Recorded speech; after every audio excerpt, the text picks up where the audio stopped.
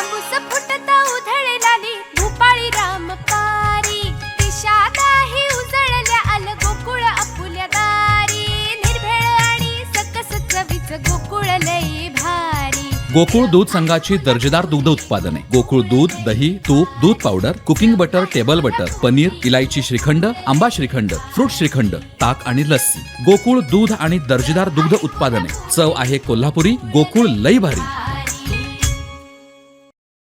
देशाला सक्षम गृहमंत्री लाभले असून अशा गृहमंत्र्यांना सल्ले देण्याची हिंमत संजय राऊत यांनी करू नये असं सांगत भांडूपमध्ये बसून संजय राऊत परराष्ट्र धोरणही ठरवतील अशी बोचरी टीका नितेश राणे यांनी केली. आज भांडूपमध्ये बसून संजय राजाराम राऊत देश विदेश, चायना, म्यानमार, थेट पाकिस्तान, म्हणजे कधीतरी भांडूपमध्येच बसून संजय राजाराम राऊत देशाचं परराष्ट्र धोरण पण नक्की करेल अशी भाषा आज सकाळच्या पत्रकार परिषदेमध्ये करत होता. मणिपूरमध्ये काय चाललंय यावर त्यांनी फार चिंता व्यक्त केली. सामनाचा अग्रलेख पण त्याच्यावर लिहिला. पण त्याला मी परत परत सांगेन की मणिपूरची तू चिंता करू नकोस. देशाचे गृहमंत्री त्याच्यावर पूर्ण पद्धतीने लक्ष घालून आहेत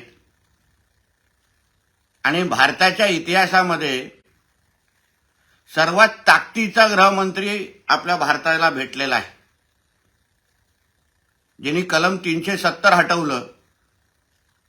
राम मंदिरचा निर्णय आला तरी देशामध्ये पूर्ण शांतता राखून दाखवली.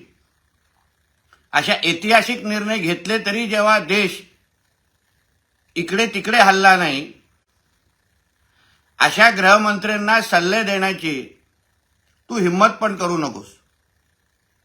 हा काय काँग्रेसच्या काळातले गृहमंत्री नाही आहेत जे भगवा दहशतवाद बोलून तेव्हा देशामध्ये हिंदू मुसलमान मध्ये दरी कशी निर्माण होईल, हिंदूंना टार्गेट कसा करता येईल, असं काय आमचे गृहमंत्री नाही आहेत. अमित शाह साहेबांच्या नेतृत्वाखाली देशाने असे ऐतिहासिक निर्णय घेतलेले आहेत ज्या निर्णयावर हिंदू हृदय सम्राट बाळासाहेब ठाकरेंनी पण त्यांची पाठ थोपवली असती. पण तू मणिपूरबद्दल बोलण्यापेक्षा तुझ्या नवीन मालक जो 10 जनपदला बसतो, ज्याची तू चाटुगिरी करत बसतोस, त्याच्या कर्नाटक राज्यामध्ये काय अवस्था झाली हे जरा बघ आणि त्याच्यावर बोलण्याची थोडी हिंमत ठेव. कर्नाटकमध्ये राजरोष पद्धतीने हिंदूंवर अत्याचार सुरू आहेत. हिंदू समाजाच्या हिताचे कायदे जे भारतीय जनता पक्षाच्या सरकारने केलेले ते एका पाठोपाठ एक रद्द करण्याचं पाप तिकडचं काँग्रेस सरकार करतंय. त्यांना बोलण्याची हिंमत ठेव. परमपूज्य हेडगेवारजी असतील, वीर सावरकरजी असतील, ह्यांचं नाव पुसण्याचं काम, पाठ्यपुस्तकामधून नाव पुसण्याचं काम तिकडच्या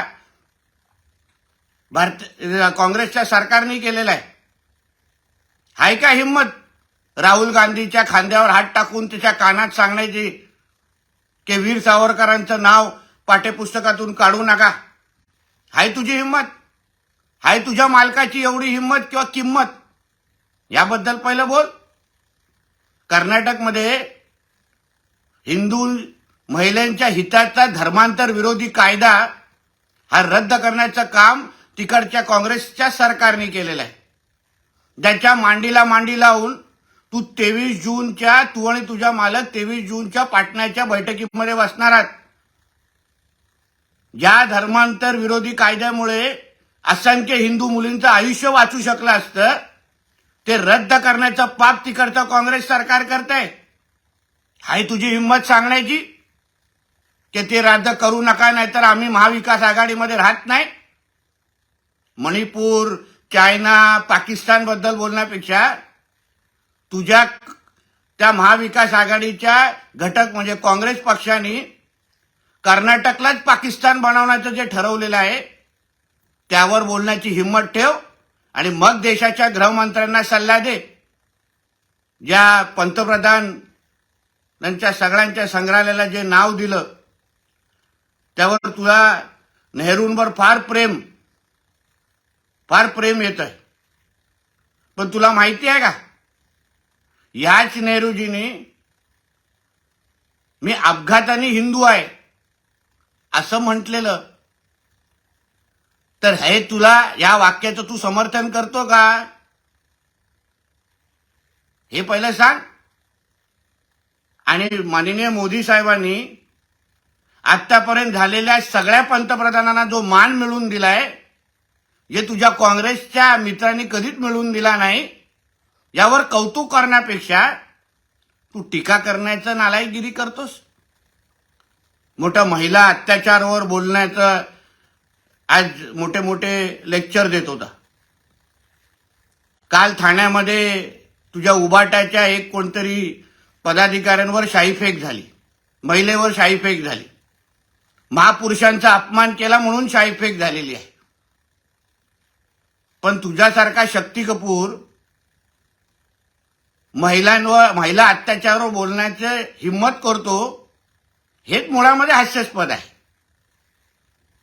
महाविकास आघाडीचं सरकार असताना जे तुझ्या आणि एका डॉक्टर महिलेच्या संभाषण जे पुरं जग प्रसिद्ध झालेलं, जिथे तू एका महिलेला ज्याच्या घाणेरड्या शिव्या देत होता त्याला काय तू मर्दानगी म्हणतोस. आणि तुझ्यासारख्या शक्ती कपूरकडून महिला अत्याचारावर मध्ये बोलणं हे म्हणजे फार हास्यास्पद आहे. त्या डॉक्टर महिलेला तू जेवढं छळलंस, आज पण तिची परिस्थिती वाईट आहे. तिने देशाच्या महिला आयोगापासून सगळीकडे धाव घेतली. तुझ्या मालकाकडे पण ती गेलेली, पण तिकडे पण तू ते प्रकरण दाबलंस. म्हणून तू महिला अत्याचारावर बोलण्याची तर तू हिंमत करू नकोस. कारण त्या महिला अत्याचार थांबवायचा असेल तर पहिलं त्या डॉक्टर महिलेला न्याय दे आणि मग अन्य महिला अत्याचारावर बोलण्याची तू हिंमत कर. कोकणातल्या ताज्या घडामोडी आणि लाईव्ह अपडेट्ससाठी फॉलो करा कोकणचं नंबर 1 महा चॅनल कोकण 7 लाईव्हचं फेसबुक पेज.